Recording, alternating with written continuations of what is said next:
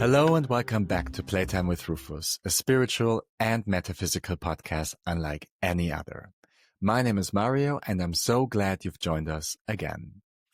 After exploring the concept of time in our last episode, we now move into the next great theme of our Earthian playtime, the layers of the player, or the avatar I should say, because that's what we are in human form.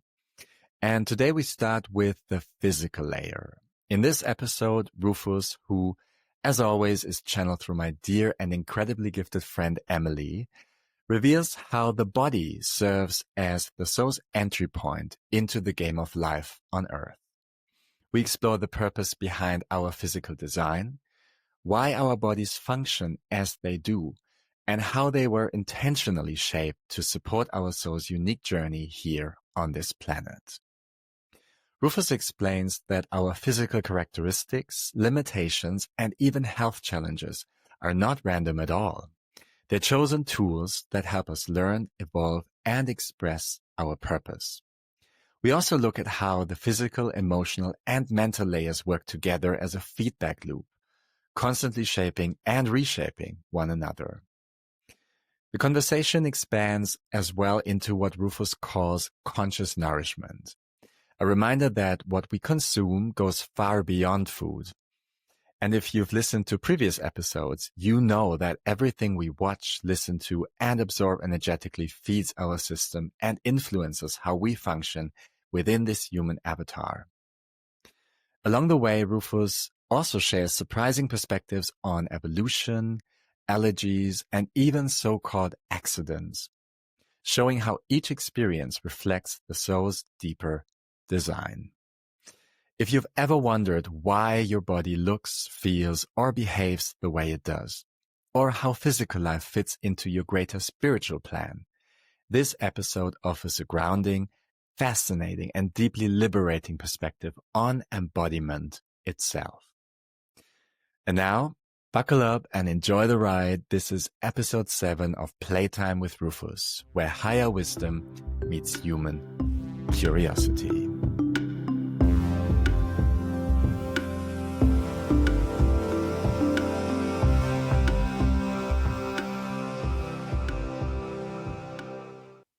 I would now like to ask Rufus to integrate themselves into Émilie's body so we can speak to each other again. May I speak to Rufus again, please?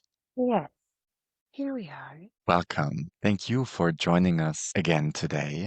Of course, it is always a pleasure to us to participate in these conversations with you. Likewise, is there anything we can do to help you integrate or help Émilie relax?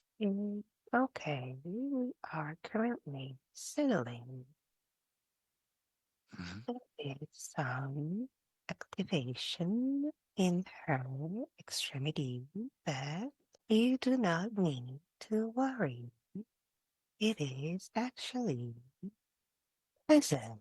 Very good. I can't see it on the screen. It's out of the frame, but I trust that everything is all right. Yeah, it is happening in her left arm and hand as it usually does. Mhm. We'll just take a minute to be settled. All right. Here it is. Is there anything you would like to say to Émilie? Do you have a message for her at this time? Not particularly to her. We are ready to proceed with our conversation. All right. Wonderful. In the last session, digressed a little bit. We talked about time. You probably remember. And today we have the opportunity to proceed with the original agenda. Isn't it part of the original agenda, what we talked about regarding time? It is. You Yeah. are right. I was referring to the list of specific topics that we had put together a few sessions ago. Yeah. But You're right. Everything is, of course, part of that. We believe so. Everything will integrate quite nicely into your research, as we may say. And we also would like to let you know that it is highly possible that the more you collect referring to information, the more detail you will explore, the more complex it will get. Also, you will have to dissect, if we can use this word, some of the subconcept. But all of this will integrate into the original intention that you had coming to this project.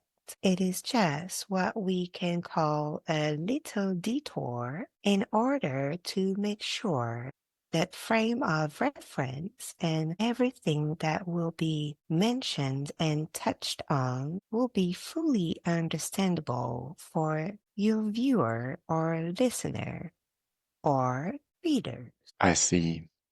Wonderful. That is good to know. And I believe so too. Yeah, All right. We wanted to talk about the layers today, the different layers within the player. yeah. Oh, And no. yes, So many of them. I don't know which one would be the best to start with. You already mentioned in that context the physical layer, the emotional layer, the etheric layers. Intuitively, maybe it would be good to start with the physical layer, Yeah, we could. unless you have a better idea. Well, we're just noticing that there will probably be more layers than just those ones. It is okay to start with the physical. All right. What would you like to explain as a start? We could say that this layer is fundamental in order to play in this playtime that is earthian. This is the condition in order to come to this realm, because without a physical layer, you will not be able to play this game accordingly to its design. Therefore, the physical one is what we call your entry ticket into that playtime. Does it make sense to you? Yes. Very well. Now, this layer that is physical comes with an original conception that will have a set of abilities or a set of restrictions, and we are only talking about physical ones, whereas they are physical in terms of muscles, physical in terms of bones, physical in terms of cellular function, physical in terms of neurological, physical in terms of a lot of different aspects that will come with a physical body. So you see, it is already way more than one layer within the one layer, because the physical aspect of, per se, your avatar has different quality into it. Therefore, this will be the starter of your adventure here. You could have physical restriction that will prevent you from, let's say, walking or using your hands or hearing or using your view or any type of restriction on your senses and your ability to move your physical body in a simple manner that was designed with this human body. We are referring to walking or running, or just if the body was fully functional in terms of motion. So you may be coming to this game with what you may call physical restrictions, but they are really sets of rules that will be tailor-made and chosen by you in order to give you the most helping situation to accomplish what you came to experience. Therefore, they could be perceived as restrictions, but they are really sets of tools from an outsider point of view that would not be incarnated.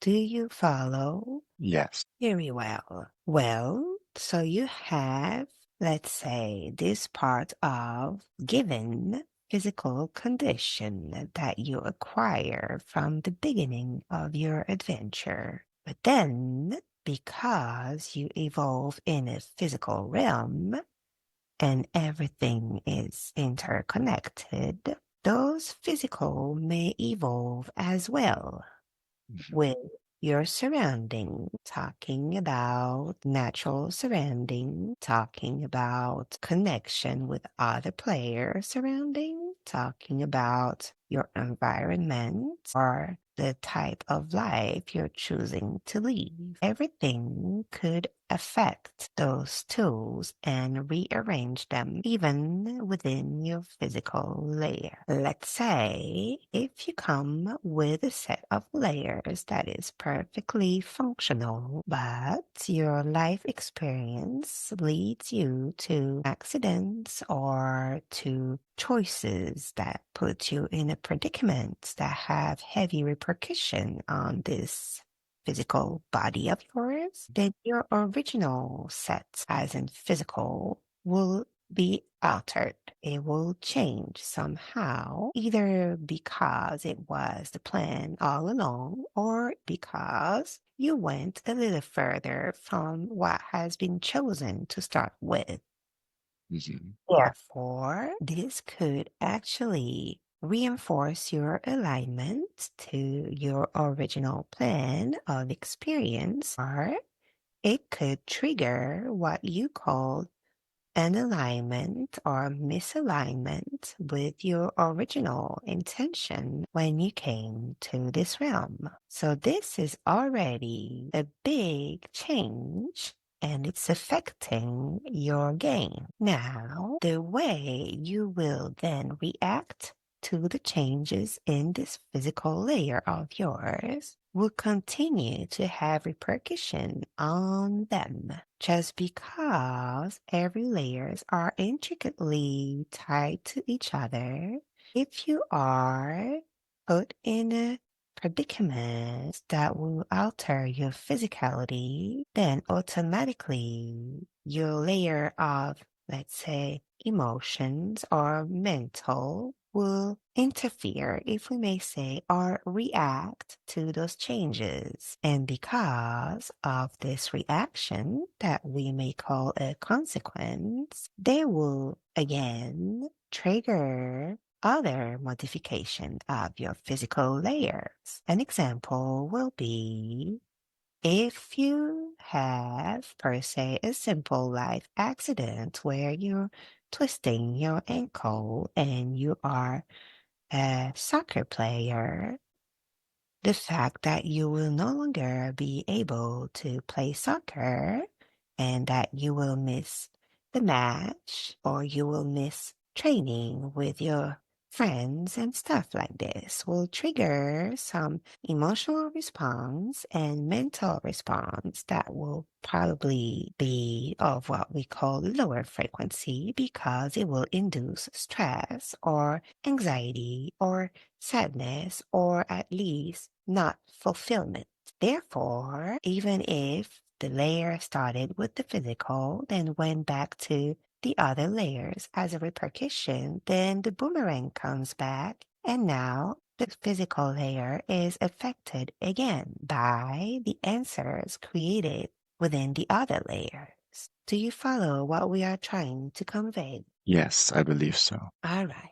So you see, one layer, and I guess this is our point right now, one layer cannot really be considered without the others because it is a closed circle in terms of consequences and effects and alteration that layers have on each other. Right. So even if your set of tools is altered on a physical level, you will generate some answer on the other layers that will send right back to the physical layer and affect it again. Mhm. Are we being clear? Yes, you are. Very well. So it is quite important to understand that the player on this playtime should not isolate one layer of the body because the bodies need to be treated as an ensemble and not separated. Even if we could talk about physical layer, mental layer, emotional layer, etherical layer, spiritual layer, we also need to talk about an ensemble because it has been designed to interact so closely with each other that one change on one of the layer will automatically trigger a chain of response on the others that will automatically send a signal right back to the originator of the consequence. Does that make sense? With the originator, you mean the layer that Yes, that's what we mean. right. Originator as a layer. Physical layer being the originator if we are focusing on the physicality. But Right. you see, it is let's say, a faux or a fake originator because it originates and it's also the last one to receive the consequences of what it triggered. Does that make sense to you? Yes. Yes. All right. So this is why it's quite complicated to separate all the different layers. We are trying our best to verbalize those concepts and to study them separately as much as we can because for us, we see them as an ensemble and we understand how one impact will actually activate answers or response that would come right back like a boomerang effect on whatever was first that would create again a new set of predicament and that would send another type of signal and yada yada yada. You could see how it's basically what you call a circle, Mm. no beginning and no end because everything is connected within your bodies. So the physical, we're gonna try to focus on this, but we need to be clear on the fact that the physical and not just the physical. It has other, interaction. But yeah, the physical layers will be the one that is actually the condition to come play, as we said. And this would need to be taken care of in terms of feeding. And we believe, we mentioned this before, the food that you would give your physicalness. We're not sure we can use that word, but physical self, let's put it this way. The food you would give that part of you is quite the most important in order to make sure that this physical aspect is fairly functional despite the set of rules that were attributed to your avatar to start with or the one that you decided to acquire as you go along with your experience. So some alteration would not be able to be bypassed because it was part of the desired experience to start with. Does that make sense? It does. Yes. So let's put this aside and now focus on how you could impact voluntarily your physical self and how you could make it more functional or at least easier to use for what you're trying to accomplish. So food is really important. And once again, mentioning food means all different aspects of food. So basically everything that you would physically be able to intake, whether it's coming through part of your body, your skin absorb, your mouth absorb, your nose absorb, your ears absorb, your eyes absorb, and also your energy absorb. Does that make sense? All those are physical, right? and they will all absorb informations. So when we're talking about food, we're talking about information intake via all those different aspects of your physicality. Does that make sense? It does. Okay. So this is something that will be very important. And also, you could willingly have an impact on and consciously be careful on what you're exposing yourself as a physical being. And also, let's not forget that the absorption happen with different aspects of your physicality, not just the obvious intake, talking about this or this, but also this is one we tend to forget. All this is porous. All this you can go through. There is little mini holes in there, and this is for a reason, right? You can exude some and you can absorb some, right? Right. You exude sweat, toxins out, right? But you're also bringing in whatever you're exposing yourself to. So somebody that would actually voluntarily alter their physicality or would be conscious of how they take care of their physical self would need to be mindful of what resonates with them in terms of intake of information. So, for example, if you are living, let's say, in a place that is very cold, but your physical body is actually responding not in a good way to this because your skin becomes dry, or you're shivering all the time, or your mouth becomes dry, or you have some, let's say, mucus that is building up because the cold is affecting you in a way that your body cannot really process it. So somebody that would be in this predicament will probably need to either find a way to bring more heat or remove themselves from that situation so they can actually be mindful of how their skin reacts to it. If you are in an environment that is very, let's say, salty, or the sea could be a good one. You are swimming in the sea and you feel that you're absorbing the salt of the sea and it makes you glow, like your skin is getting better. You feel like there is a change that is positive, then you would know that it's a good food for you. Reverse wise, if you go in the sea and you feel like, again, your skin is not responding well and you have some rash or you have some issues physically coming out, then you would deduct that this type of food might not be the best for you. So there are obvious reaction from your body that you can feel and that you can notice that would give you some instant knowledge on what food is good or not for you. We're just talking about the skin, but it's actually the same for food that you intake, like the one that you eat. If it makes you feel, good, or if it triggers some bowel issue, if it triggers some allergies, if it triggers some, let's say, low energy, if it makes you tired, then you would know that this is not the type of food that you want to intake. In reverse wise, if it's something that brings you energy, brings you light, strength, that you feel like your muscles are being able to tense and relax easily, that your skin is glowing, that you feel good, that your digestive is working properly, and yada, yada, yada, then you would know that this is a type of food that is good for you, and not because it tastes good. This is important too. It's not because something tastes good that is good for your physicality. It's good for your sense. Yeah, because it's enjoyable, but it doesn't mean it's good for your physicality. So this is something that one can be mindful of. He or she can actually be mindful and see if maybe their taste matches their need.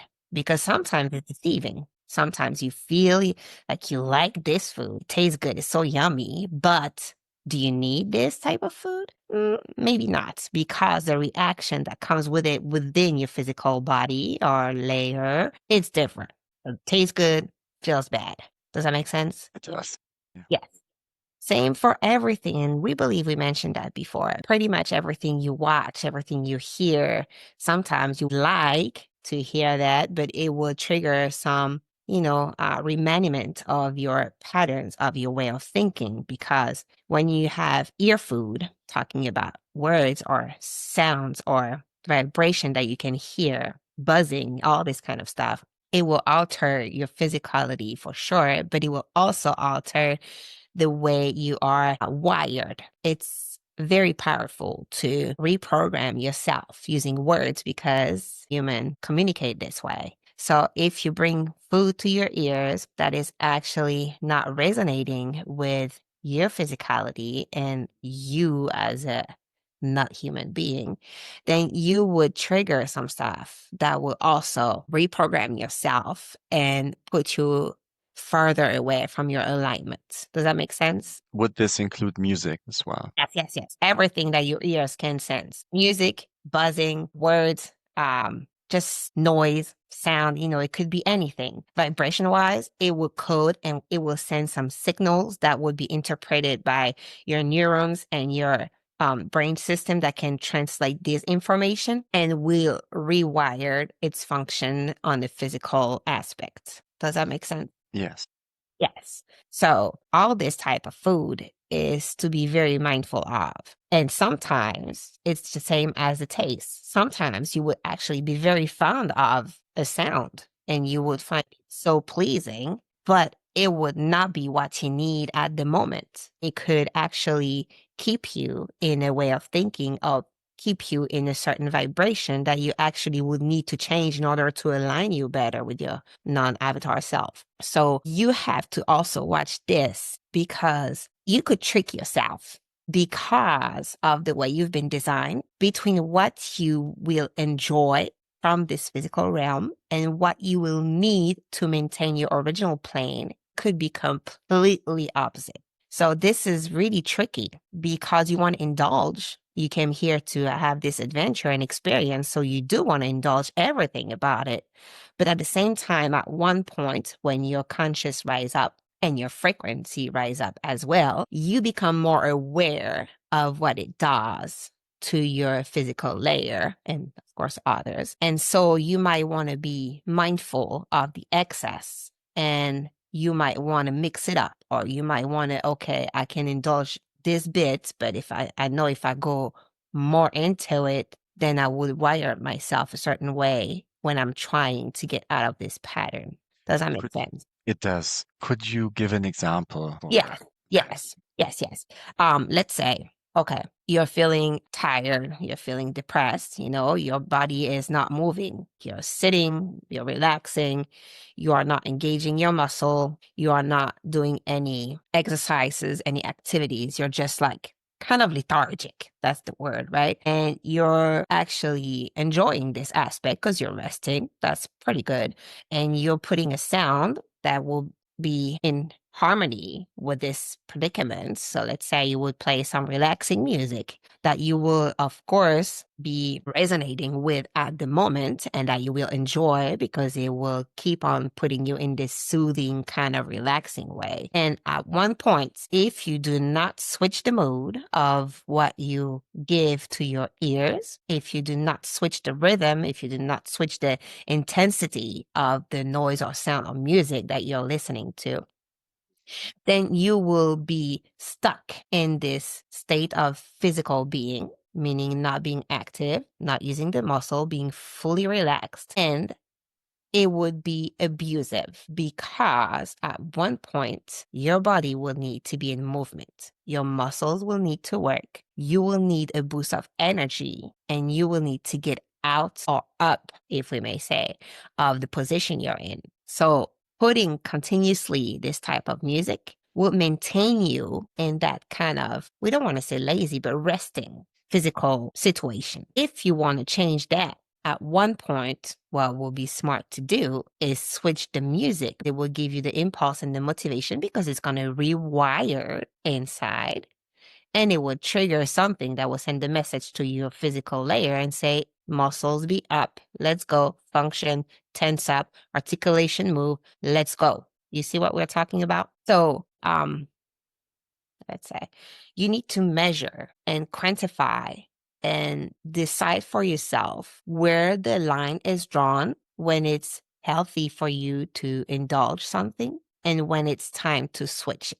This was just a random example, but it is very important to know where to draw the line, because if you're not mindful of it, it's very easy to go overboard with one thing. And this might not be what you need at the moment. I was just wondering, Yes. why would someone actually go over the line? I assume that in that moment when things need to change, the person would receive like an impulse, Not right? Or necessarily. Not no, okay. necessarily, because if it's pleasant, okay, this this might be a harder example. Let's use an easier one. A sweet tooth, you're eating chocolate or you're eating something sweet, and you love to eat this because it tastes so good, right? It tastes good. At the moment you're eating it, it tastes really good. If you're not doing the effort consciously to know where to draw the line, later on, you will have some bowel issue, some digestive issue.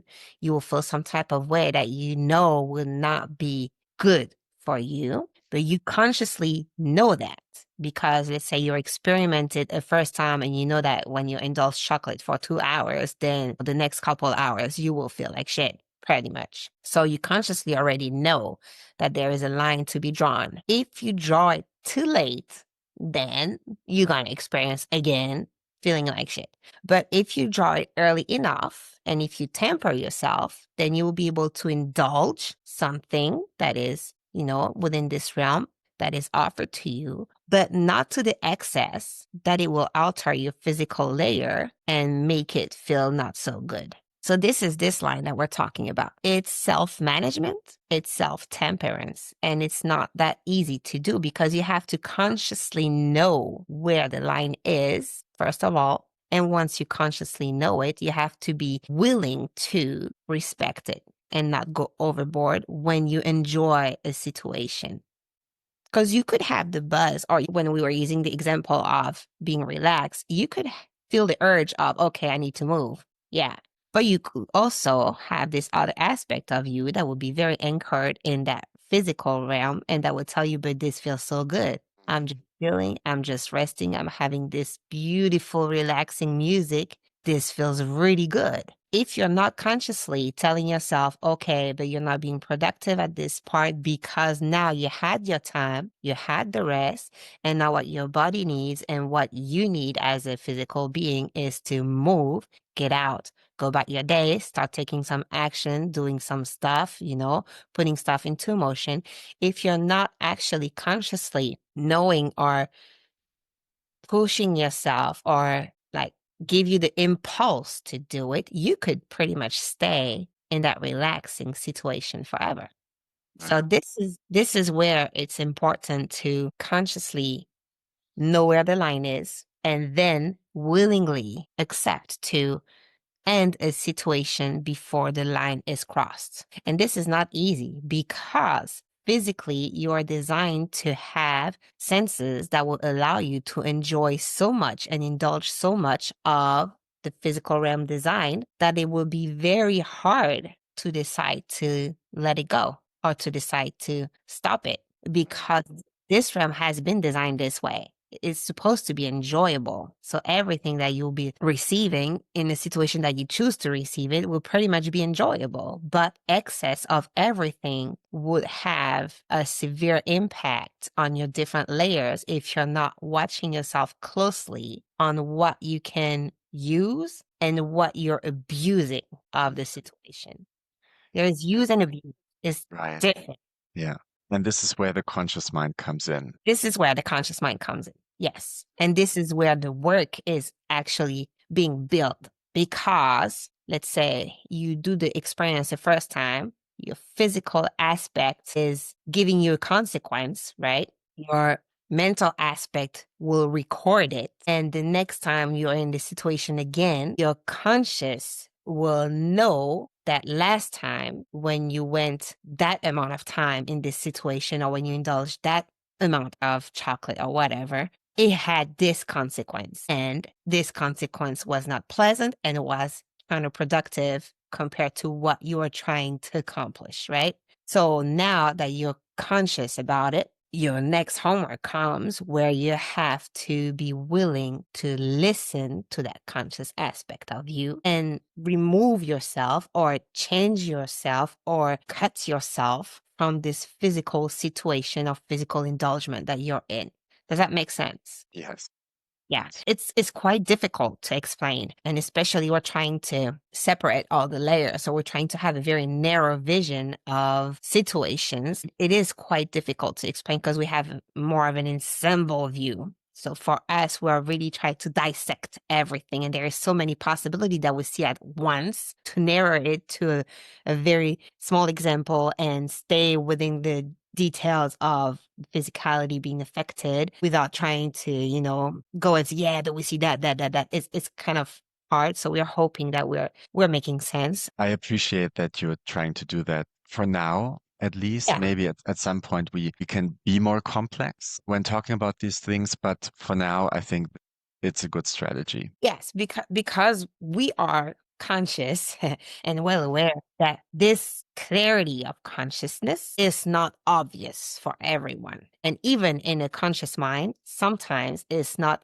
easy to see, even if it's tangible, because it is touching your physicality. We are still within the physical layer, even if it goes straight to others. We're trying to stay within this physical layer of yours. But this indulging something that you're physically doing or not doing or absorbing, and knowing that this feels actually fulfilling from what you had in mind, or this feels actually like, maybe not so much. Maybe it is time to cut that situation. This is one step. Step two, once you recognize the thin line, is to actually do it. So it's two-step, really, really different. Because sometimes people are like, if you know this is not good for you, why are you still doing it? Or if you know you're going to hurt yourself, why are you still jumping from that rock? Or if you know you're going to feel like, having digestive issue while you're still eating this stuff. Or if you know that this music is going to put you to sleep and you have to be at work in 10 minutes, why are you still listening to that music? So you see, there is somehow always that, but if you know it's not, why you do. And it is because the step two needs to involve willingness. And this is actually going to trigger a different aspect, a different layers of yours that will now need to take on the full power in order to move your physical layer and have it do something different. Does that make sense? It does. Yes. This design is beautiful. It's like so exciting to watch, but it is so complicated to dissect and explain. Not only your multidimensional self within a physical self, on top of it, you're playing in a game where physicality and tangible and physical concrete stuff are the number one rule. It has subtleties and subtle rules that comes in play that would interact back and forth with all of it. It is quite challenging, even for us to give you a proper idea of each layer's functionment, because they are quite tied to each other. Right. Well, I think you're doing great job so far, and you have emphasized, are you still there? Yes, yes, yes. The complexities and the interrelations between the different layers. For now, as I said, the way we're going about it, I think is a good one. When we speak about the design of the avatar, right? That's the Yes. term used. Could you say a bit about the way the avatar has changed? Because we have this concept here of physical evolution, this idea that the physical vessel has changed over time. For example, that at some point our vessel was a bit more ape-like. And I assume that the senses and all the different processes going on in the vessel on the physical level have changed. Could Yes. you say a bit about this? Why did they change? Yes. And why is the body looking different nowadays than it used to? Yes. Because remember, since we mentioned that all the layers are intricately linked to each other, your physical layer will change when your other layers will evolve, Mm. not involve. So let's say you have an increase of your frequency in terms of what you could sense of your own multidimensional being. So you have, let's say, a stronger connection, even if it's an unconscious one, to that being that is not the avatar. And you have a more vibrant and a higher vibrational energy that is called, if we may, consciousness that will be a little more spread out throughout the generation. So basically, when you incarnated, a long time ago in this physical playing under the veil, you would not have a full sense, or you would not have a well-developed consciousness that will be allowing you to gather a lot of information from the playtime you're in. Meaning, you will be playing in that realm, but you would not be able to interpret, nor integrate, nor digest a lot of informations like you are today. Therefore, because you would be kind of like selective in the information you do take and restricted on what you can do with those information and how you can interpret them, your physical would then answer that need or that ability. Therefore, if you are able to take only a small amount in, then your body would not need to fully develop and fully change or evolve in order to, let's say, process the information that you would not receive. Does that make sense? Yeah. Yes. But the more you play the game, the more you're feeding the game, the more you're changing the game. So the more you explore, the more you experience, the more you bring in as your own knowledge. But also, because you bring in more knowledge, you bring out as well more consequences from how you integrated and digested those knowledge. So basically, it's an exchange, and because you bring more in and you put more out, you are affecting the level of, let's say, vibration or frequency everything around is made of, including your physical being. And therefore, you're making not only the game evolve, but somehow the avatars evolve as well. This might be quite complicated to understand, so we're trying to really put it into very basic wording. But this is pretty much how an avatar will evolve and how the realm will evolve as well. Let's say, we're gonna try something. Okay, you're coming into a game, right? And you see a tree, and your physical ability allows you to climb that tree and get what you find to be yellow on it, right?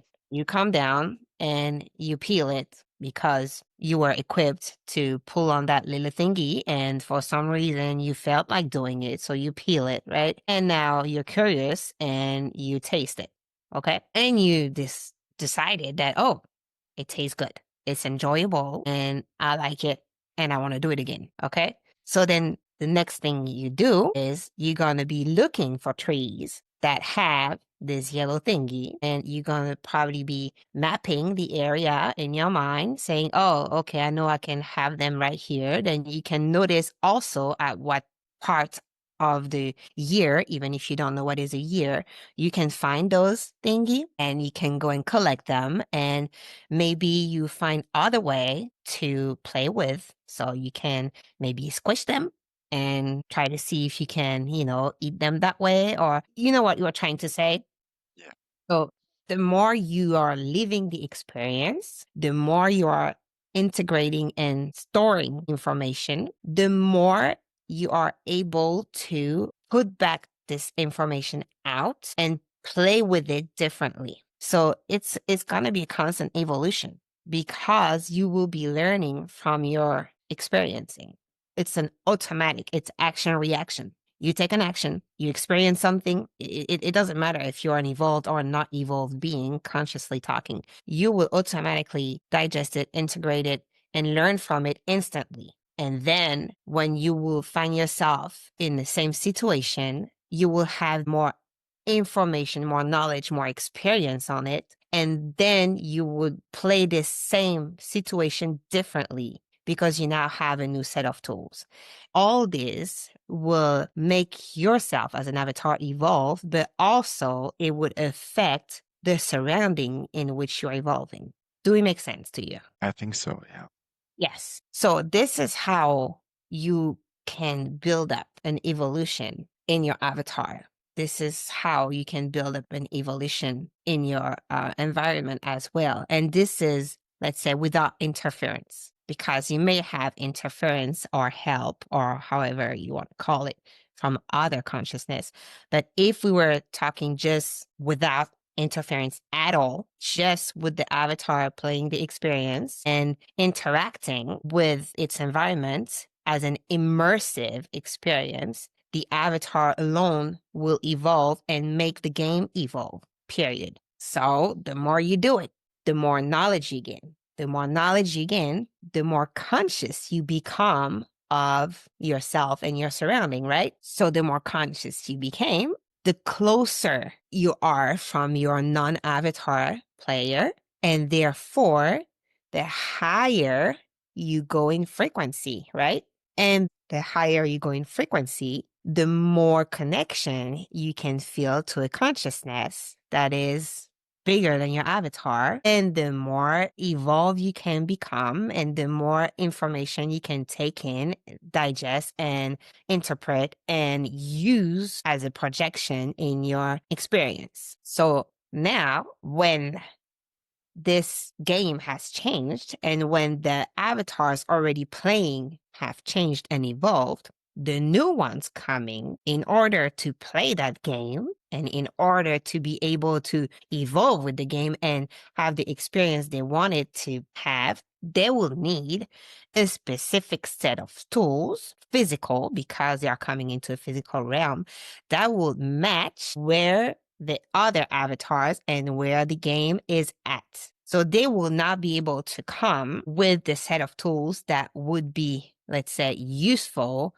500 years ago, because when avatars evolve, they make the game evolve, and now everything within that playtime has evolved. So they need to be equipped with a certain set of tools that will allow them to play the game as it is now, not as it was then, not as it will be later, but as it is now. And we're using time, remember, not no time.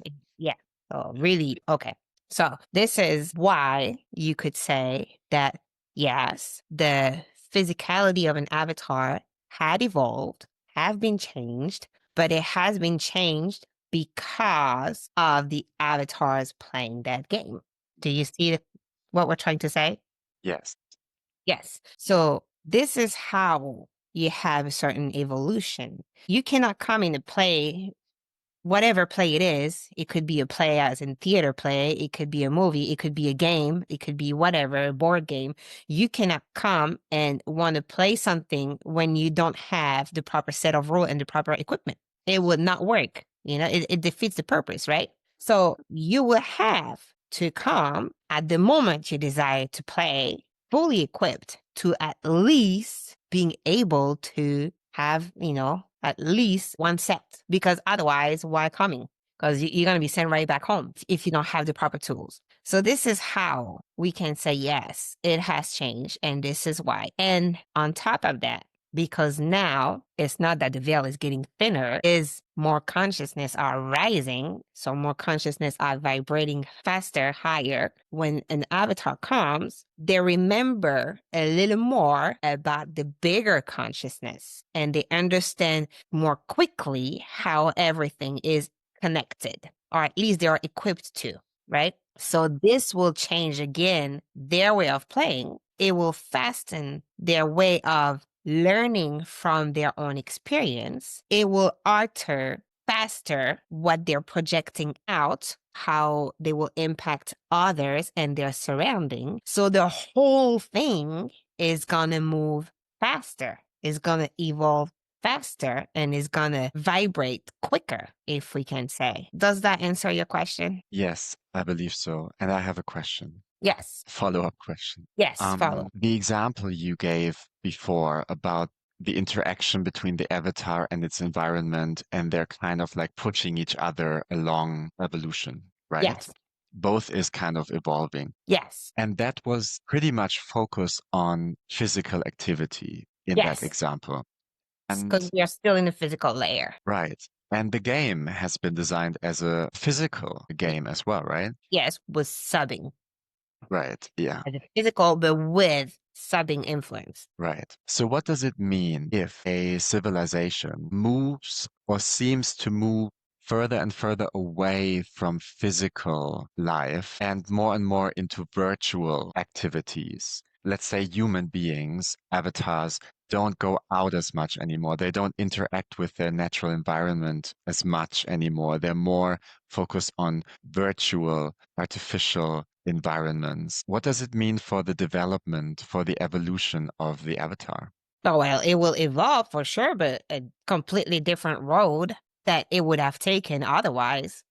If you go into that way of playing, if you're put in a physical game and all of a sudden you want to kind of bend the rules somehow and create a new world within the playtime you're in, create new playtimes that will be designed differently. And we're talking about what you call the virtual world, right? It's basically like a Russian doll within a Russian doll. If you have a physical realm, a physical playtime like the Earthian is, but you have somehow created an other playtime within your playtime. And this playtime that we'll call virtual has a set of rules that apply to it that would not be the same as the rules that apply to the actual Earthian playtime, correct?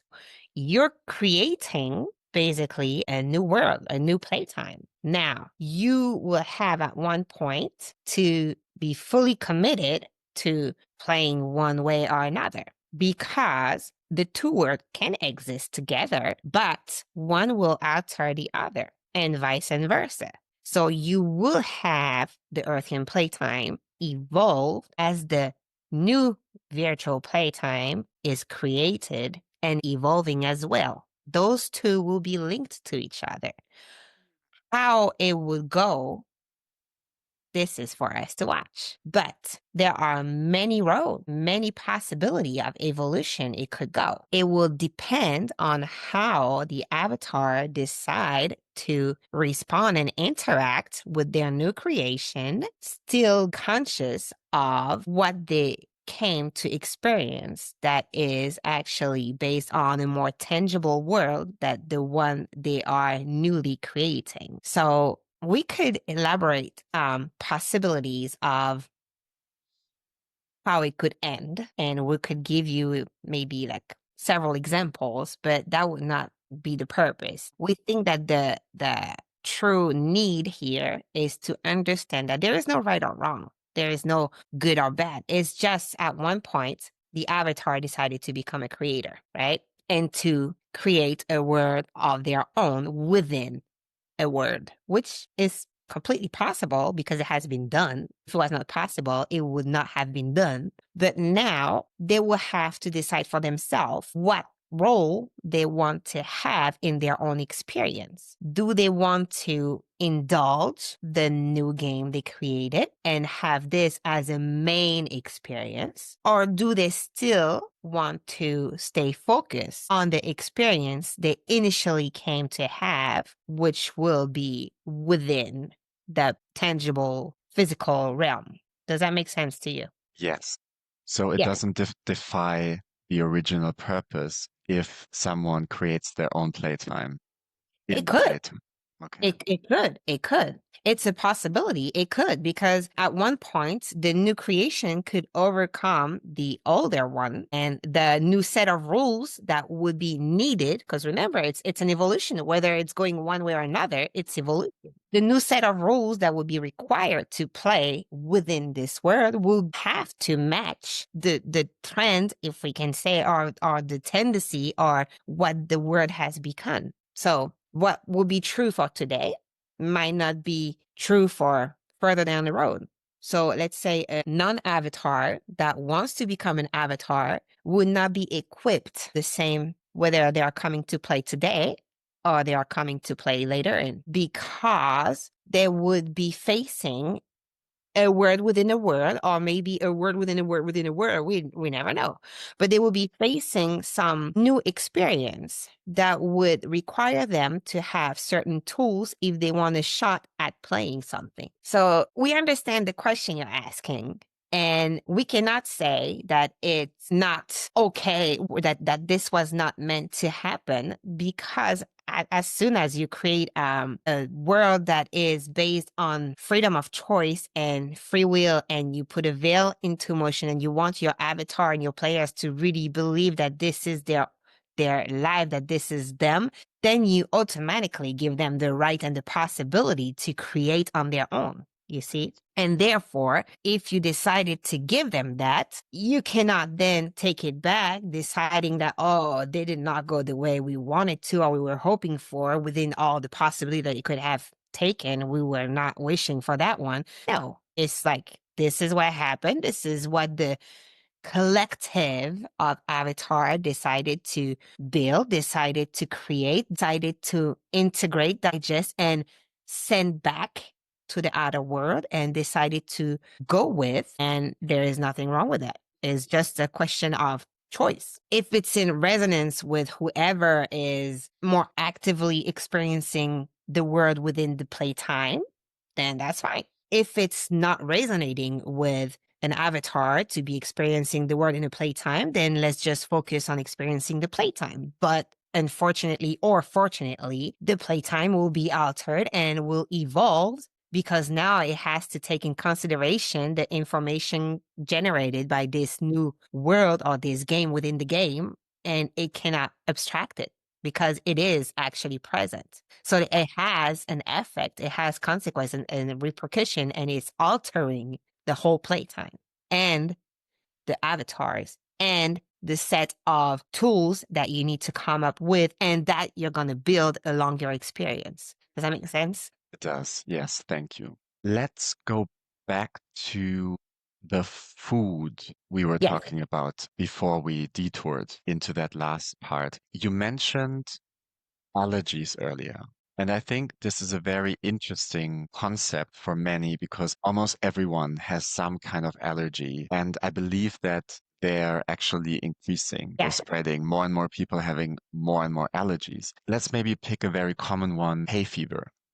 Yeah. Right? What does it mean when a person experiences this type of allergy, even though consciously the person might actually love being outside, love being in nature, not having any resistance, any conscious resistance at all against what the body deems harmful to itself and fighting off? Can you tell us a bit about that? Yeah, well, a possibility is that when the avatar came to play in the first, the first arrival in this game, maybe the set of tools he was physically equipped with got, let's say, over, how we could say that, the surrounding is evolving faster. So the set of tools they came up with is not matching anymore what's being put outside. How can we rephrase that? It's very clear for us, but for some reason we're having a hard time conveying it.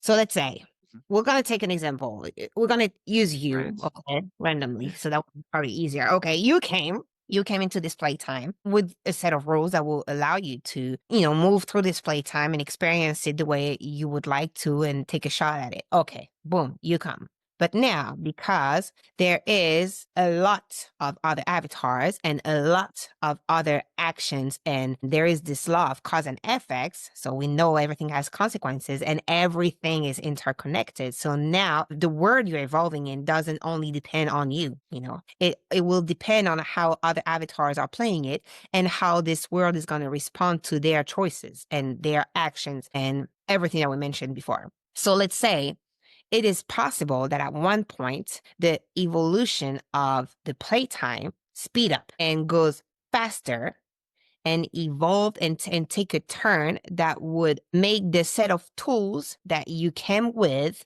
not obsolete, but not up to date, if we may say. It's almost like those apps that you have to update, right? So this could be an explanation. You came and you did not follow up. Your physical aspect did not follow up quite enough, did not evolve or adjust quite fast enough compared to what was happening in your surrounding, because it was triggered by so many of you that it will be moving faster. And now the equipment, the physical equipment you came to play is a little outdated. So this could be a reason why allergies are popping. The surrounding created by the avatars has sped up and evolved faster than the avatar can keep up with. Does that make sense? Yes. When you Yeah. say tools or equipment, you mean the senses or the We mean the whole thing, the vessel, whole body. Yeah, the whole body? vessel. Whether it's like senses, cellular level, or DNA, or whatever the envelope is made of. So there's dissonance, basically. Yes, there is. It's literally like this is a good reference. Like the app. That's one thing we can think that is relevant in your word. You have an app and you have to update it. Same app, same thing, but for some reason you need to update it. Otherwise, it glitches, right? Sometimes you have your body, your avatar, your human self, and for some reason the outside world is spinning faster and you have to update yourself if you want to keep up. Or if you don't, then you would start to express glitches, if we may say, which are not really applied to human, but we're trying. So you would show an expression of that outdated system. Does that make sense? Yes.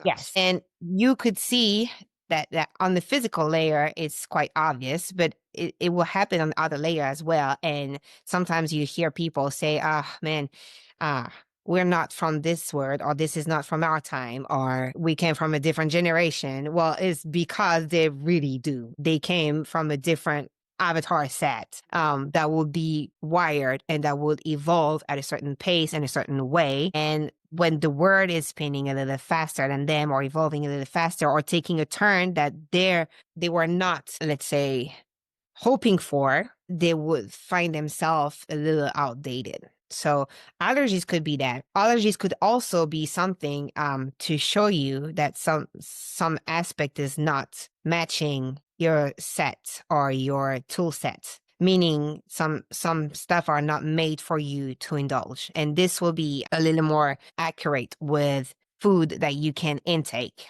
Let's say if you have an allergy with medicine, this could be because you're not supposed to be treated that problem of your physicality with this medicine. You need to find other way to treat it, or you need to find a way to accept it and experience it because this is part of what your plan was. If it's food in terms of nourishment, it could be true also for products that you can take, or fruits or nuts or whatsoever, because it will cause some digestive issue or some rash, some skin issues, stuff like that. That could be also because you are not meant to be able to indulge those to start with. It could also be a way of purging. Let's say if you have hay allergies and you're sneezing all the time, or your nose is running, your eyes are tearing up, it's also a way to purge. Meaning, if you're unable to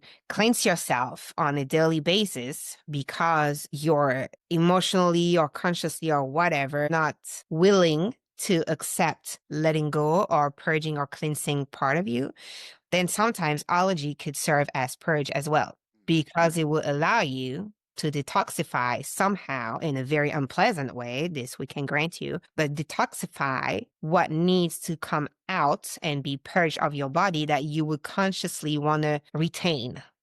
Does that make sense? It does.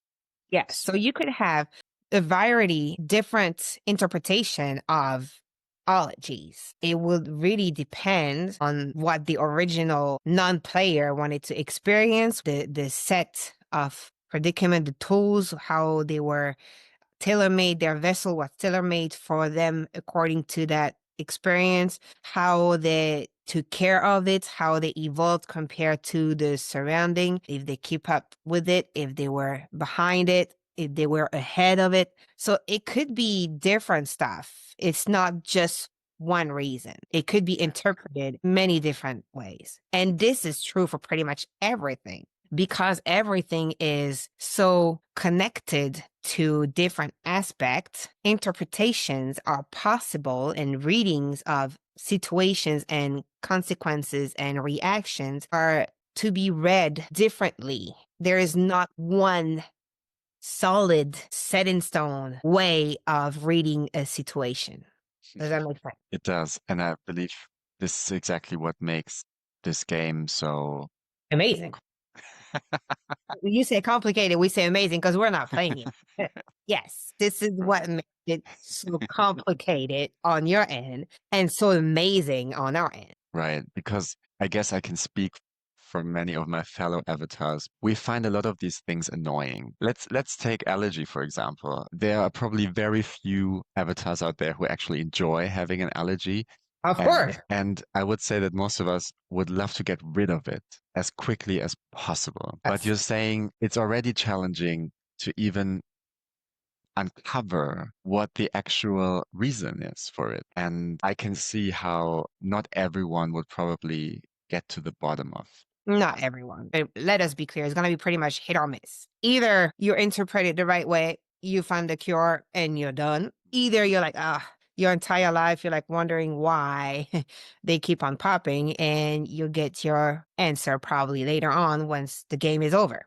But you could try different things. I mean, we see that happen, especially the hay allergies. You can try different stuff, but if nothing works, don't blame yourself. It can be part of the game. It can be beneficial for you, as unpleasant as it is. We know of one person that Émilie was connected to that had that issue, and she can correct us. But when they did a session on it, then the answer was given to that person that it was their way of purging, because emotionally they were unable to feel vulnerable and let go, and the allergy making them cry would actually purge themselves and free themselves of emotions that were completely stuck in. So sometimes you have allergies that are so unpleasant but are so needed, because you would accumulate stuff within that would be doing more damage to your physicality if you are not having those allergies that are already annoying physically. We give you that.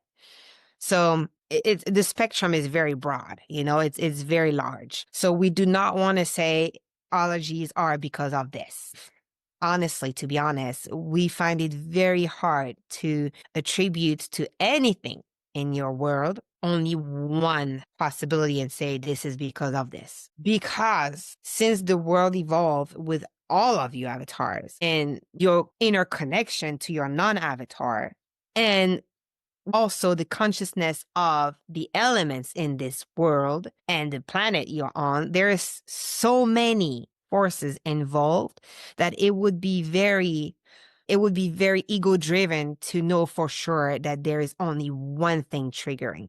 There are so many possibility offered with the complexity and the intrication of everything involved in this design that probably every time we're going to answer something, we will tell you there are multiple way of reading and interpreting and reason of a situation. Does that make sense? It does. Yeah. And I have to say, I actually like that. It's exciting to me, even though, yes, it would be very nice sometimes to have like one simple answer when you want to get rid of something. But generally, I do appreciate the wealth of options and factors and elements. I can see how this would be an exciting endeavor. Yes, yes. And also, if you look at it from as you humans say, bright side of it, it's also diminishing the limitations, right? Because you give a diverse reasons or a diverse reading or a diverse interpretations of things. It's also not limiting that much the existence of something. It's not reducing, it's not narrowing, it's keeping everything quite opened, even if sometimes humans are not able to see that, the fact that there are so many possibilities and so many readings possible of the exact same situation and so many interpretations broaden the spectrum, and it makes it so wide that you're not confined and you're not reduced to only have this possibility in your existence. Does that make sense? It does. So Thank you when for we that. say that somehow you are more limitless than humans like to think and you always have a choice, it is actually true. For some reason, we're not finding any example, but we believe that there is no situation where human beings in this playtime don't have a choice. Even when the human is thinking, they don't have a choice. To us, it seems like there are always opportunities and multiple possibilities presented to an avatar. Right. They might like the possibilities. They might want to, go with the one that is actually not possible, but we are trying to really look for it, and we are not finding one example of not having a choice. Well, that by itself is probably a profound statement to make. Probably. We have this expression here in our world when we want to express the concept of not having a choice. We say someone put a gun to your head. But I believe even in that scenario, it's not a pretty one, but the expression does the trick. Even in that scenario, I believe you do have a choice in some We way. do, right? This is why we're trying, because we went there. We're really trying to Okay. find an example, like a solid example of not having a choice, and we can't. Right. There are always, and probably this is also why we call it, well, you guys call it free will. We call it freedom of choice, which is similar concept, right? But we like freedom of choice because it implies that there is a choice to be made. Free will, yes, but if you don't choose, you can still will, but you're not really choosing. So freedom of choice is probably called this way and made this way in this design because you will always be presented with a choice. And it is beautiful, because that makes you full on control and full on creator of your own reality, doesn't it? Yes. Yeah. Does. But But that makes you also responsible for it. yes, Yeah. That's exactly. pretty much the part that humans don't like. It's like they know because they're in charge somehow, and sometimes they are not ready to face the consequences, or they don't want to attract that consequences, but because they know if they make that choice, they will, they run from it. But yeah, you're responsible. That means your choices, your responsibility, your creation, your own shit, basically. It seems to me as if the beauty of the game and the benefits and the amazing things here, the beauty of the rules as well, as you just explained, it only becomes apparent to you once you are able to take a step back and look at it all from like another vantage point, because when you're in it, you're facing the struggles, and Of course, yeah. it's quite difficult to appreciate beauty. Of course, but it's like we have a perfect example for that, and you can tell everybody distance is key to see a picture. Simple fact. Put your hands like this. What do you see? Nothing. You see black. All right? Right. Just black up a little bit. Oh, it's a hand. This is exactly true for every situation. If you are like this, you would not see anything about the situation. You would just see the black or nothing. You would not even be able to see the situation for what it is. Just back up a little bit, and all of a sudden, the perspective is so much different that you could see clearly, oh yeah, that was my hand. That's a good one. Yeah, it's an easy one to understand, and everybody can do that. Speaking of freedom of choice, you Yeah. mentioned earlier, and maybe to bring it back to the physical layer again, you mentioned earlier that the equipment of the avatar, and I'm not speaking about the general equipment of a human avatar, I'm speaking about specific, Yeah, tailor-made. yeah, Tailor-made. Yeah. yeah, like design choices, that were probably made before birth, before entering the playtime. Could you, I don't know, confirm that this is the case, that actually the avatar that gets born, because you said that later on in life, through free will, changes can be made to the avatar, but the avatar that someone is born with is actually the product of that non-physical entity's design? Yeah, they find a match. So basically, before you entered for a reason, right? Like you don't come in this playtime with no reason at all. You come because you are wanting to experience something different than yourself when you are not an avatar, right? Right. So therefore, you're coming to experience in this playtime, and you know for a fact that it will require of you to enter a vessel that you call physical body that will come with an entire set of bodies, but we'll stick with the physical.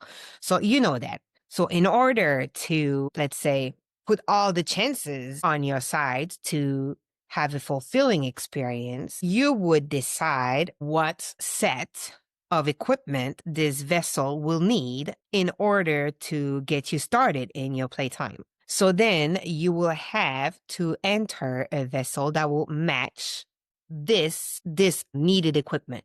So if someone that is not an avatar, the non-player, the energy being, right, is wanting to experience being dependent on somebody, like really depending on someone, like knowing the feeling of not being able to go about their day without depending on someone, right? This is what the player chose to experience for their own reason. This is what they want to experience. Why not? It would be, and you can attest, it would be irrelevant if they would have a full-on functional body from beginning to end of their experience. It would be so much easier to dive them, to immerse them in that experience of depending if they already had a vessel that either from the get-go, either at one point of their experience was needed to depend on someone. It would just be granting them the experience already conceptually,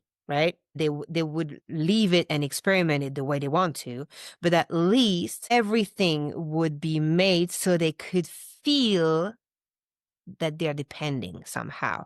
So it will be more pleasing to that non-player to receive a vessel that would have already the set, needed to be physically dependent of someone. Does that make sense to you? It does. Yeah. So this could either happen from the get-go, because let's say if that non-player say, okay, as soon as we get in the game, we want to feel dependent. We want to feel really, really dependent. So when you're a baby, pretty much everybody is depending on, someone. Yeah. But if they're like, we don't want to spend one day of this experience not depending on someone or on something or whatever, then you probably, if it's granted to them, probably they would just land in a vessel that will have some kind of malfunctionment that would give them right away that sensation of depending. Does that make sense? Some kind of restriction or Yeah. limitation. Yeah.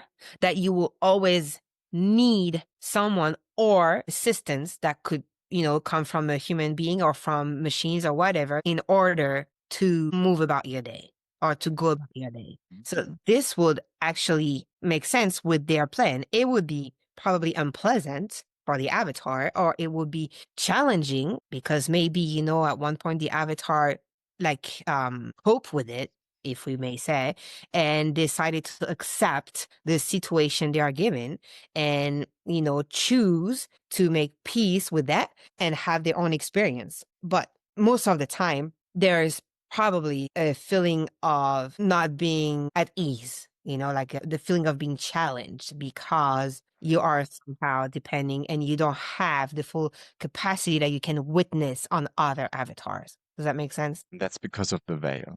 Right. That's because of the veil. And probably a player that is entering this game like this would want to test his ability also, not only to depend, but to surrender. That could be, two birds with one stone, because if you decided to experience dependency and at the same time when you enter it, you decide to experience maybe faith or resilience or acceptance, this will be also a good way to give you that experience, because you will enter it with a set of tools. We call it tools because it really is tools to really experience what you wanted.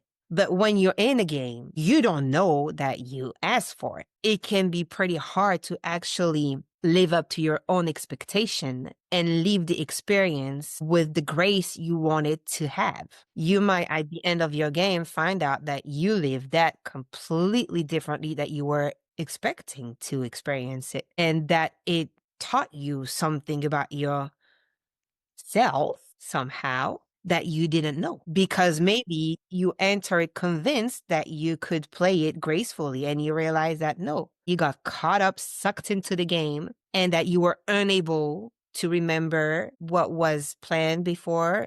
You were unable to accept, you were unable to come to terms with it, you were unable to leave happy, you were unable to find any beauty in it. And when you end it, guess what? It still brought you something, because it showed you an aspect of yourself that you had no idea will come out. So this is why this game is so amazing and beautiful. Even if you come play for a reason and you come search for something, you might leave this game not with what you came up with, but with something else. And you might be surprised by your own playing. So basically, you always win. Exactly.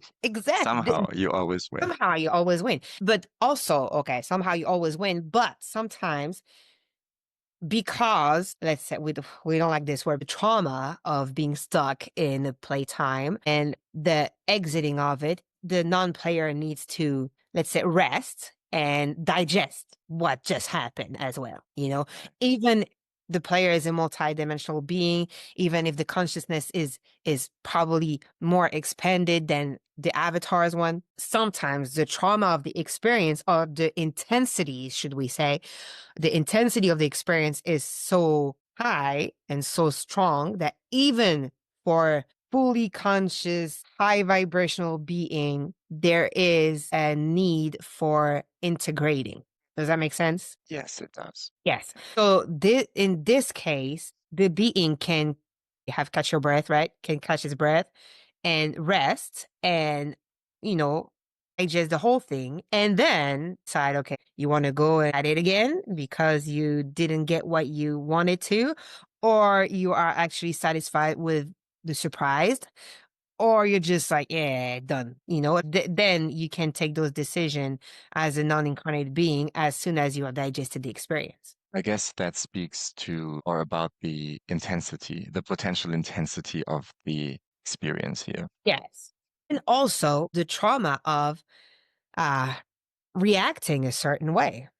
Let's say, okay, you're coming, you're a full on what you call light worker being, right? You're a full on light worker being. You're about spreading love, and you're about like high frequency. You're about like, all this stuff. You come into this game, something happened in the game that you planned for it to happen because you knew that, you're so much engorged with love that you will be able to have this experience and treat it with love. But for some reason, you're sucked in the game, experience happened, and it triggers the hate aspect of your love, right? And then all of a sudden, all you do, all your choices, every actions you take is driven by this side of love that is hate. And you're becoming a hateful avatar that is giving back hate, is living hate, breathing hate, and everything you do is kind of what you would define as ugly. But then when you exit this game and you get back to your full-on light worker, spreading love, like high vibrational, and you realize not what you've done necessarily, but how you impacted others. This could be very destabilizing. This could be very hard to digest because it was so far from what you felt like you would be able to bring and absorb and put onto the game as an avatar. It's so far away from who you really are that you will need to really digest, not necessarily the part that you felt, but what you impacted. Because when you're a light worker, this is pretty much what matters. So the way you impacted other avatars in your surrounding, playing this way, this will probably be hard to digest. So it will take, energy, and this being will probably need some rest before they can decide whether or not they want to go again. They surprised themselves. in a Yes. way. All right. Coming back to this example you gave about the avatar that's already limited in some way in order to create a certain experience.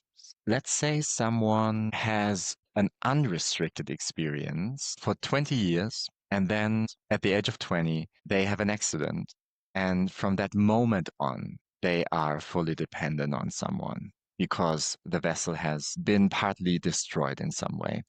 Would this also be something that was programmed to It could. happen? It It could. It could. could. Yes and no. Again, it could. Yes, it could because, for example, you could enter and you could decide that, okay, I want to experience depending on someone that I want to experience later in the game. I don't want to experience from the get-go. It could happen this way. That could serve that purpose for sure. It could be consequences of your actions during the game as well. Maybe it has nothing to do with what you wanted to experience. Maybe you did not want to experience depending at all. But let's say because you lived your life, the first part, a certain way, ignoring, certain signals, ignoring your instinct, ignoring a bunch of stuff that you wanted to experience. Maybe at one point, this is just the consequences of choices you made, period. So nothing to do with what you came for. Or maybe, let's say, if you're not here to experience depending, but humility, for example, perhaps that could also be a reason. Let's say you live your entire first part of life not at all learning about humility, being the complete opposite of it. Well, this accident could be a good way of teaching you some humility because now you're going to depend on others and now you're going to have to be humble because your dignity somehow will be touched. And because you will depend on someone, it's not only the depending feeling that comes with it, but also somehow you will have to learn to be humble by the fact that you're depending on somebody. Does that make sense? It does. May I Yeah. ask a question? Yeah, you may. Who would be the initiator of this? Is this also then what the player is responsible for, or is the non-physical entity creating this? It could be both. Let's say accident could be completely planned ahead, but they can also be completely random and attached to not only the avatar's life, but whoever they are connected to in this playtime. Because sometimes the accident might not even come from the avatar itself. It might come from an other avatar that they are interacted with, or this could be also because they are of service to other and they needed to be the one hurt by another avatar. So this avatar could bring an experience or a knowledge or a lesson per se with them. So you see, this is why there's not just one answer to a question. It could be a multiple reason. Let's try. First reason, as we talked about, is planned ahead by the non-player, right? Second reason, it's somehow played by the non-player, but not really played, meaning the player itself was not going the way they wanted to go. So accident happened to help them get back on their way. Then it could be because it's completely random. It has nothing to do with the plan, but is depending on a situation that is actually triggered by another avatar and that they would endure the consequences. Then it can be because they planned ahead to be of service to this other player and this other player wanted to experience this. So they will be therefore accidented by this other player in order to fulfill the other player will. This could be just consequences of the choices they made as an avatar that would completely put them in a non-alignment and that would just cause, because they had a reckless life, an accident, because it's one of the consequences that is actually possible if you take that road of being reckless. You're surfing with danger. So at one point, you would create danger for yourself. This has nothing to do with the player. It has everything to do with the avatar. Do you see? Right.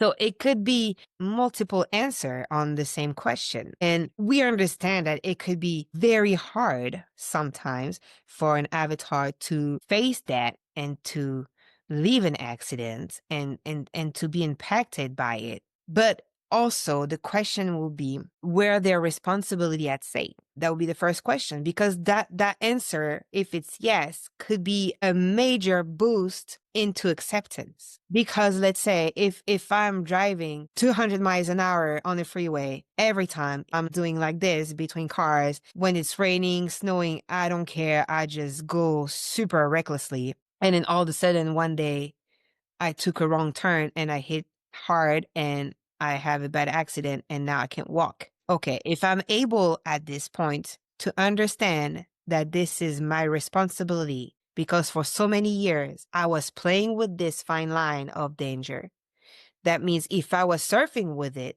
I should consciously accept that there is two-way possible. Either everything goes smoothly, either I find danger that I'm actually surfing with, right? So if I'm doing this, if I'm taking actions like this in my life, I need to be willing to accept the possibilities, the consequences that may come of it. So if one day I found myself accidented, not being able to walk, then there's a logic behind it, because I was consciously knowing that this is a consequence that I was creating. And therefore, if I'm able at the moment of this happening to recognize my own responsibility as an avatar and to say to myself, well, I did that. I own this. I take full on responsibility for it. Then it might allow this avatar to move on and make the best out of this shitty situation. Does that make sense? It does. Yes. If this avatar, to the contrary, were living recklessly, but all of a sudden get accidented and are like, yeah, life is shitty, this is not fair, and yada, yada, yada, then there is a dishonesty, or there is an unwillingness to take responsibility for their own actions. And this would pretty much trigger a set of other consequences that will probably not be pleasant for them to experience as an avatar. Now, if this person was completely careful, like driving carefully, doing everything right, but for some reason this happened, there are still those two possibility of handling the situation. But for this time, the responsibility of the avatar is harder to put into motion because it's an accident. It happened. They did not really look for it. They did not try. They were not surfing with danger. They did everything right. They were not reckless. Their behavior was not an issue. Then maybe it could help this avatar thinking, okay, what can I learn? Where is the collateral beauty? Where is the silver lining in this? What am I going to get out of it that can still be positive? And maybe the answer will be nothing, because it will be so hard to accept and so hard to live on from that. And it's completely acceptable. Then there will be no silver lining. There will be no hidden beauty in it. There will be just shit, shit, shit, shit. And that's it. And that will make miserable the avatar. But if the avatar can look from a different perspective and see that all of a sudden, all the other avatars around that would gravitate around this avatar would now show love, dedication, be there, never give up, always be helpful, always be loving. This could be a hidden beauty, because maybe this avatar was not able to see how loved they were, and they were not being able to feel supported or like loved or important, or everything you want to put in it. But because of this accident, now they can tangibly see the love of other manifesting. They can see the dedication. They can see how important they are in others' life. Do you know what we're trying to say? I think so. Even in the random stuff, there is always an opportunity to gain from it. There is. It's just when you're living it, it's extremely hard because you've been altered drastically in your own game. So when the rules change completely, you don't really have that many options. It's either you decided you leave the game, that it's not the rules you had. So basically, F that, you're out of there. You leave the game, right? You flip the board, you leave the game. Or you decide that you're going to be bitter about it You're gonna finish the game, but you're gonna be so bitter. You're gonna not gonna like playing the game. You're just gonna play it because you don't want to quit and because you want to finish it. But everything about the game will be bitter, and you'll probably not want to play that game again. Or you decided, well, new set of rules, new game, basically, and you'll make the best of it. So it's pretty much what you call like the glass thingy that you had. Full, not full. There is a glass, this Right. type of stuff. Yeah. So it's where the polarity of a being will come into place. Is am I able to recognize there is an opportunity for growth, an opportunity for a new game, an opportunity for hidden beauty? Am I gonna embrace that new game? Am I gonna quit that game, period, and flip the board with it? Or am I just gonna resent the game but still finish it? It could be, different alternative to a same given situation. And there is no right or wrong answer to that. It's just whatever the avatar at the moment they receive that new set of rules are able to do with it. How they are able to take the information, integrate, digest it, and put it back out. This is really gonna depend on the avatar and eventually the connection they have with their player. Thank you so much for this beautiful information. I'm afraid we have to put a pin in it Okay. for today because there's a time limit. Okay. Emily made me aware of. Let's continue next time. There's probably more to talk about when it comes to the physical layer, but that was already great today. Before we close, Emily and I were wondering why it feels to her that the aspect of Rufus that you feel very Yeah. familiar to her, very comfortable. Yes. Matching frequency Okay, from her non-player side. right. Okay. And probably also this part of us that I represent right now is quite used to this. This is not my first, let's say, coming in using your vessels to transmit or to communicate. I am well rounded in this situation, if I may say. And also, we do have a frequency match. Let me phrase it differently. Why Yes. did you came in later in the game, so to speak? I believe we talked to other aspects of you earlier on, and you came in later. Yes. Well, there are several of us that wants to do that. Like we as a collective, we will share. Let's say if we could picture us, just picture how can we put that? A collective train of thoughts or a collective consciousness, right? That will have knowledge that within us would not be needed to be translated into words, but could be just like bounce from each other, from each personality that we are into instant concept or instant telepathic, if we may say, right? But in order to bring it to you guys, we need to verbalize it through a vessel. Some of us are eager to learn how to do that because there will be required of them and more probably.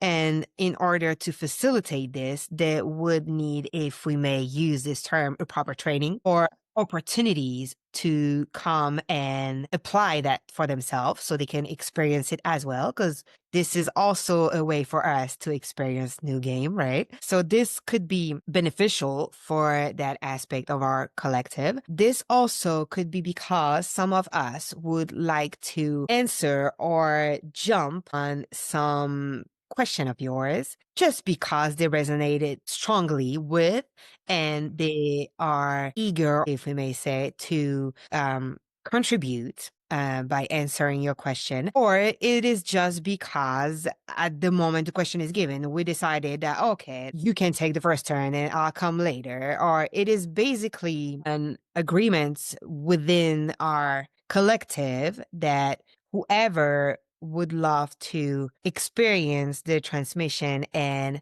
train or interfere by answering your question is allowed to just do it.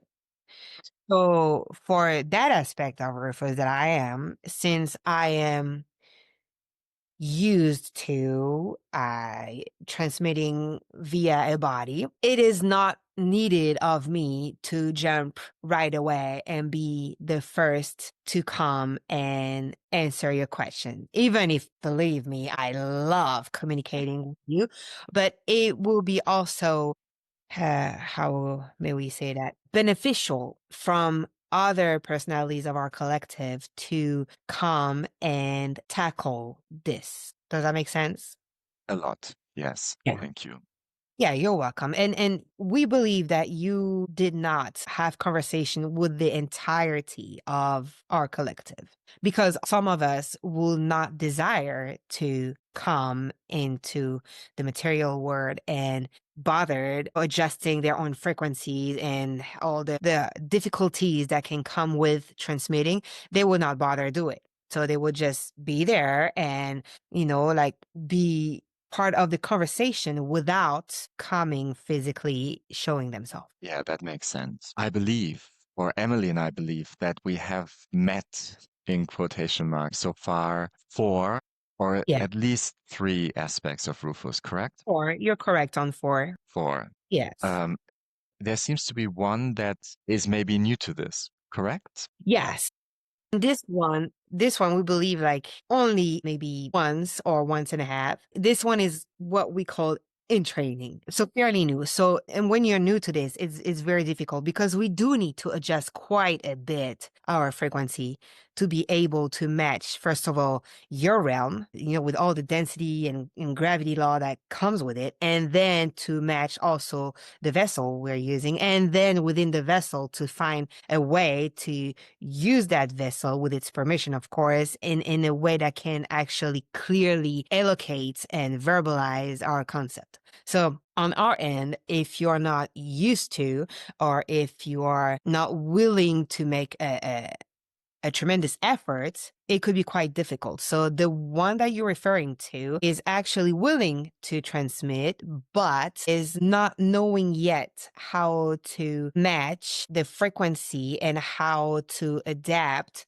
to all the laws and rules that will come within the Earthian playtime, within the vessel itself, in order to come have conversation with you in the physical. So this aspect of us might show up if they feel like they have the energy to do it and they can manage. Sometimes they might want to show up, but they will be overthrown by, let's say, aspect of us that are strongly motivated and that know how to get in more easily. But at times, we are trying to make room for whoever is expressing the desire of training in order to do so. Yes. That's why you will have a sense that it's iffy. It's not really stable. It's not really anchored. It's not really holding length, or it would just come briefly, like in and out. You might talk to that aspect of Rufus again because that aspect is wanting to. But when you do have a limited time and there is a lot to be covered, we consciously and collectively decided that it will be easier if we could settle easily, transmit easily. So the more efficient we are this way, we can cover more ground within your time frame. Does that make sense? Yeah, I understand. That makes sense. However, all the aspects are welcome, and we're happy to provide training opportunity for Thank you. everyone who wants Yeah, to train, with us, of course. this is very appreciated. Since you are so in tune with Emily's energy, she was wondering if it's possible to open the physical eyes while you're inside of the body. She had an experience. I think you went to the bathroom with her once, and she opened her eyes and she said that she didn't see our physical reality. Yeah.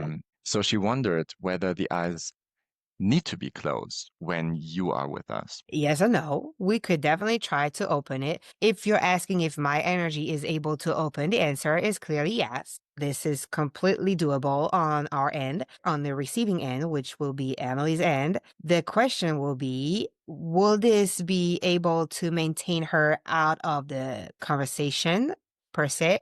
You know what we're trying to say, not completely out, but at least on the side so we could use her vessel? Or would it anchor her back in her vessel? We could try if you would like to. We could definitely try and see how she will respond to it, because for us, this is a no-brainer, especially if this aspect of us is embodied. But the real question will be, since she is fairly new to transmitting this way, even if she experienced it for quite some times, not under the verbalization form, maybe this would put her out of what you call trance, we believe, or hypnotic state. But we could definitely try. Would you like us to do so? Yeah, I think since we're now at the end of today's session, it would be very interesting for her to just test it, you know? Now would be a good time. All right, let's dive in. Are you here? Yes. All right. Can you describe what is taking place? Yes. Let us close for a minute. We are so we're in between. Well, she will tell you, but on our end, when we open the eyes, we are battling somehow with her, because we can feel her surprise on what she sees at first, which will be basically the same but altered with kind of a filtered that would be blurring, if we may say, or altering maybe the colors and the shapes a little bit, so it's not quite the same reality as when she is fully on. But because she is actually trying to also see what it would look like, if we may say, we can feel her coming back. Okay. We might need some training with her in order to maintain, or at least we might need her curiosity to stay aside and her excitement to be quite dimmed, if we may say, in order to maintain the space within that we need to command. Otherwise, we would be pretty much battling for answering. Uh, but let's try again and maybe ask us a question, and we can see if it's more of her or more of us verbalizing. Is that okay? Yeah, sure. Of All right. course. Here we go again. All right. All right. Like any type of question. Any type of question. All right. Since we've been talking about the body today, I was wondering, I was experiencing a lot of cuts and little bruises and wounds over the last few days, and this is quite abnormal. It doesn't usually happen. I was wondering why this has happened to me. Let us close again. Okay. Yes. Okay. We'll get to your question, but for the experience point of view, Yeah. believe that there is a better chance if for now we maintain the eyes closed, and maybe like we did today, just little by little, provide a little training for her by opening it. But we don't know if you can tell. It's also putting tension in her eyes, and it's tearing up right now because the of the use we want to have of them, and because of the use she wants to have of them, is creating a bit of tension within the eye section. The idea is actually pretty good and pretty interesting, probably on both sides, because we believe that she would beneficiate from it, but it would take time to be in place, if we may say. Would it make sense to do a little training at the end of each session, for Yes, example? yes. We, Okay. we we think this will be the right way to go with it, because if you do it in the middle or before or at the beginning of the session, you might get us out of the picture, or at least you might deem our signal. If we do it at the end of it, when we know we don't have any more question, at least of interest for the material you're trying to acquire, then it would give her the opportunity to train, quote marks, and it will give us the opportunity to help her letting go further, because this is the part that is actually more difficult. When you have a sense taking off, it's way easier, especially since she's a very visual being. It's way easier when we take off that sense for her to stay behind. When we open back that sense, this is where all the information from your realm comes in, and so it anchored her a little back into your realm, and it makes it harder for us to overrule her, if that makes sense. It does make sense. Yeah. Now, the question about your bruising, would you say that those bruises appeared because you somehow had a physical encounter with some object, or they just appeared by themselves? I cut myself several times over the last couple of days, and this is quite unusual. Do you remember what you were doing when this happened? Yes. Well, it happened with paper. I remember I was opening a package, then I was, I think, folding a letter, then I just reached into something, into a closet and cut myself. Yeah, it was basically with objects. Yeah. With objects. Were you in a, let's say, urgent or pressed or in a hurry while you were doing all this, or were you taking your time? I would say probably rather in a hurry, like not completely in peace. Yeah. All right. Then you probably have your answer. Usually, if you poke or bruise or cut or insistently trigger yourself in the physical, is because the way you're behaving at the moment is actually not to the best of your benefits. Either you're not properly into what you're doing at the moment, meaning you're on mechanical action physically, but your mind is somewhere else. And it's a way to bring you back to what is happening on the physical matter. Or it's because you are actually not giving it the proper dedicated attention and time and concentration. And it's reminding you that it's needed to be taken in consideration fully what you're doing, or it is just because it is actually not appropriate for you to do this at this moment. So let's say if you're sending a letter and you're cutting yourself multiple times with the letter, trying to put it into the envelope, then we would suggest that maybe you postpone the sending of the letter, or you wait for the next day, read the letter again, and make sure that this is exactly how you want to convey what's in the letter. I see. So those could be opportunities from your player, the non-avatar you, to communicate with your avatar, sending you messages that you're not fully grasping on the etherical body, hooking you in the physical to letting you know that there is some adjustment that are needed regarding the action you're taking. Does that make sense? Not. Yes. If it's repetitive. Because if it's random, then we would say it's just random.